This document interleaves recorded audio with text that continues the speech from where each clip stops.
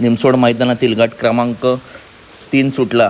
या गट क्रमांक 3मध्ये आपला घाणन बाब्या वर्सेस मथुर वर्सेस करंजीपोळकरांचा बाजी मैत्रीपूर्ण टॉप लढत आपल्याला बघायला भेटली। या लढतीमध्ये कोणी बाजी मारली तर निकालाशी जवळ आली तेव्हा मित्रांनो घाणन बाब्या विरुद्ध मथुर ही मैत्रीपूर्ण टॉप लढत झाली, परंतु मथुरने या गटाचा निकाल घेतला।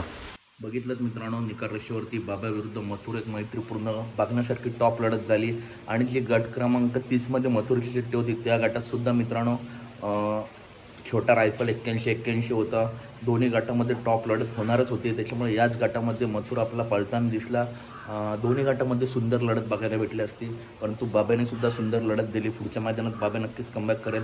मला वाटतं बाजीसुद्धा करंजीपोळकरांचा छोटा ड्रायव्हर यांचा बाजीसुद्धा याच गटात होता, परंतु मित्रांनो अच्युत ड्रायव्हर जेव्हा मथुरवरती असतात तेव्हा काहीतरी वेगळं करून दाखवतात आणि मथुरचा स्पीड आणि अच्युत ड्रायव्हर हे समीकरण जुळून आलं।